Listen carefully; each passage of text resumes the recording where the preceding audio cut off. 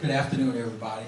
Malcolm Butler, and I get to follow these four amazing folks and share a little bit of my story and also some lessons. What I would like to do, though, is instead of giving you new lessons to learn, is to ask you to share or to think about on your own where what I'm going to share with you might fit along the lessons you've already heard from my colleagues here. And so what I'm going to share with you is what I call failing at physics. And I'm going to give you the 4-act play of failing at physics.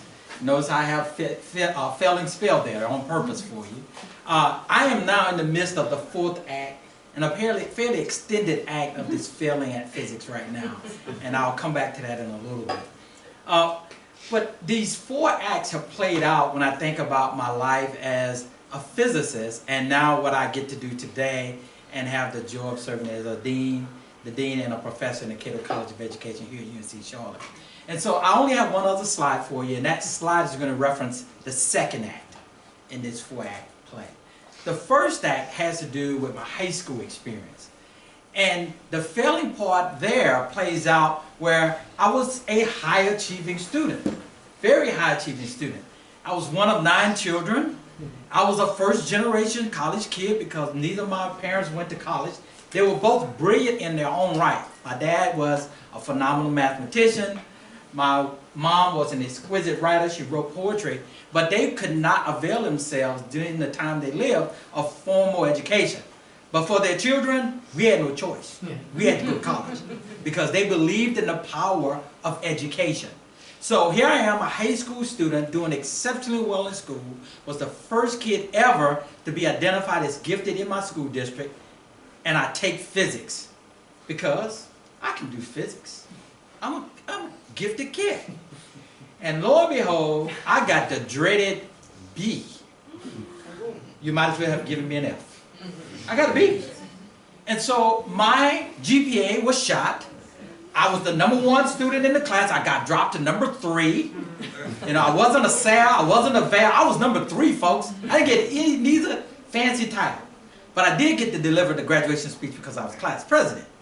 But the failure was, I got a B in physics. It destroyed my reputation because I was the smart kid.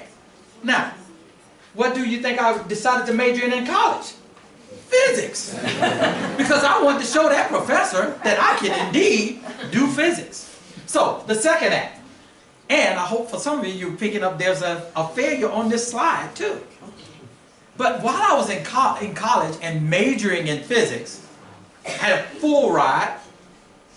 I lost it. And I lost it because of my performance in class in calculus. Diffie Q, in fact. Diffie Q. Differential equations. That's just Cal 3. It beat me up pretty good. But nevertheless, I had a chance to go to Oklahoma State to do some research during the summer. And as a part of that research project, I did some work on neodymium-doped yttrium lithium fluoride crystals. And as a part of that work, I was to create these 14 millimeter by 3 millimeter tubes.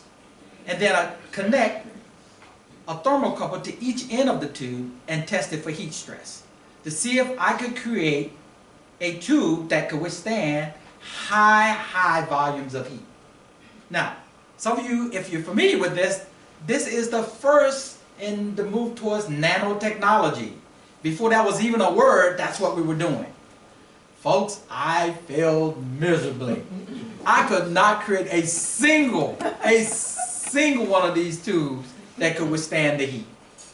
Miserable. So when we talk about solid states and nanotechnology today, thank me because I failed miserably at trying to create those solid state crystals and have them withstand heat. And so this idea, this 2nd act for me was, here I am doing all this cool work in a lab. I got my scholarship back after losing it, and I go off to do all of this cool work in Stillwater, Oklahoma, and I failed miserably at it. In fact, not only did I fail so miserably at it, I failed so miserably that all the equipment in the lab got shut down because it said, there's no way we can't create one sample that works. And so they shut down the lab after I left that summer to recalibrate the vacuums and everything in the lab. the guy that I worked in his lab, Dr. George Dawson, wound up writing a letter of recommendation for grad school. What do you think I decided to major in grad school? Physics. Not only did I want to show that I could do this research in solid state physics and nanotechnology with a PhD in physics, but I also wanted to show folks this was not the end of the world. So this was third act. So I'm in grad school, majored in physics, doing scanning tunneling microscopy, creating 1 angstrom thick samples, running electrons across them to knock those electrons off to see if we could create a smooth surface. Again, before the term nanotechnology was cool, we were doing that stuff in our lab. I failed miserably at it. I didn't do a good job. I could not create that sample. As much as I had a pure vacuum with no impurities in sight, I could not create that sample. It was during that time, though, that I started working with some young folk. And as a part of working with young people, I became fascinated by the mind in those students who were asking me how to fill out a job application. How do you dress for an appointment? How do you shake hands with someone and look them in the eyes? I said, this is pretty cool. I kind of like this. I can still do physics, but I can do this too. And I happened to talk with someone, and she said, well, you know, you could become a physicist, but how about growing some physicists? I said, what are you talking about?